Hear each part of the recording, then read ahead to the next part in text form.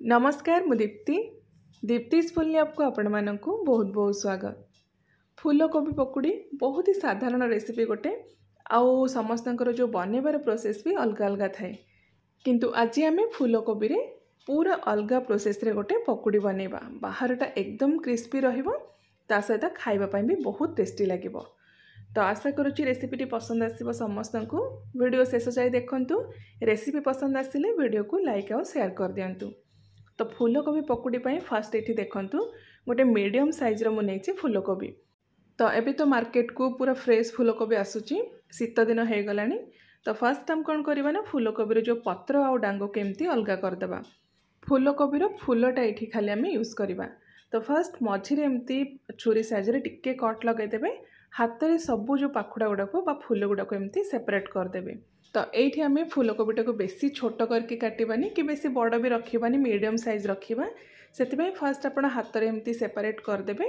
जो फूलटा आपन को टिके बड़ लगुच छुरी साइज रे एमती 2 ରୁ 3 खंड आप काटिदेवे। देखंतु यही साइज रो हमको फूल रखा दरकार। याठू बेसी आप बड़ करेंगे कि बेसी छोट भी रखें।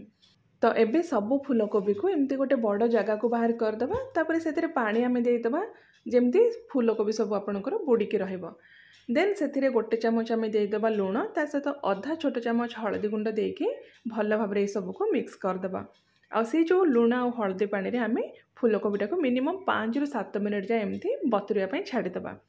तो 5-7 मिनिट पर ये फूलकोबी को भल भाव में आप 3 ରୁ 4 थर धोईदेवे। ये हलदी लुण पानी को बाहर करके नॉर्मल पानी रे 3-4 थर आप धोईदेवे।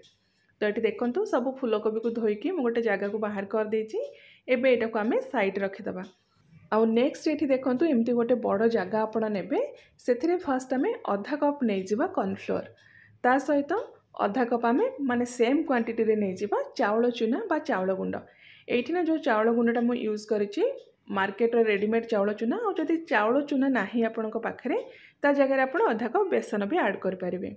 तो नेक्स्ट आम एथिरे गोटे बड़ चामच देदेबा सोया सॉस, ता सहित 1.5 ରୁ 2 चामच आम एथिरे ऐड करबा रेड चिली सॉस। और जदि रेड चिली सॉस नहीं आप ग्रीन चिली सॉस भी यूज करें। भल कलर पाई काश्मीरी लंका गुंड गोटे बड़ चामच एथिरे पकेबा। स्वाद हिसाब से लुण भी ऐड करदेबा। आ कंचा लंका ये आपण हिसाब से राग केते खाउचंती से हिसाब से काटिकी पकेबे।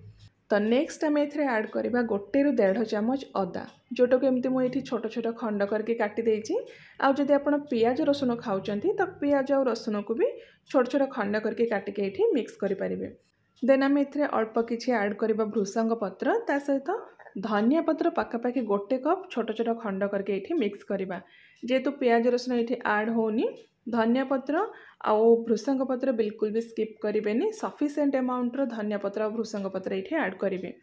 नेक्स्ट आम एथिरे अल्प अल्प करके पानी मिक्स करके पूरा थिक बैटर गोटे बनइबा।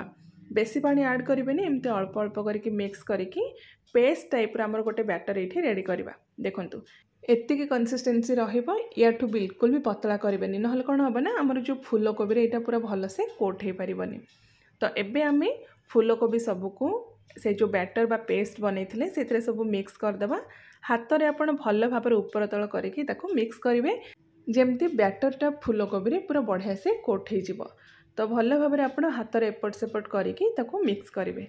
देखो ये फूलकोबी पूरा बढ़िया से कोट हो जाइए बैटरटा।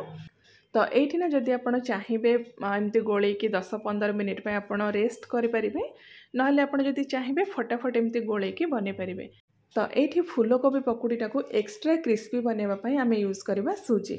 तो ये देखो पूरा जो पतला सूजी आसे सूजीटा मुझे यूज कर मोटा दाना वाला सूजी यूज करेंगे। आउ सूजी जदि नहीं बा पतला सूजी जदि नहीं तो कौन करेंगे ना ब्रेड को ग्राइंडिंग करके गुंड करके भी आप यूज करेंगे बा ब्रेड क्रम्ब आप यूज करेंगे। तो एबे हम कौन करवा ना ये सूजीटा को एमती चारिआडे स्प्रेड करके पकेबा। तो अल्प अल्प करके ये पकईकी मिक्स करेंगे। फास्ट देखो 2-3 चामच सूजी मु स्प्रेड करदेली, तापर गोटे चामच साहाଯ୍य हल्का हाथ में मिक्स करेंगे। तो एगेन आम आउ 2-3 चामच सूजी देकी हल्का हाथ में आउ थे मिक्स करवा। तो ये जो प्रोसेसटा जदि आप करने चाहूना तो कौन करेंगे ना गोटे गोटे फूलकोबी नहीं कि आप सूजी रे कोट करदेवे। ये प्रोसेसटा टिके इजी, ता सहित बहुत ही कम टाइम रे सब फूलकोबी आमर जो सूजीटा पूरा बढ़िया से कोट हो।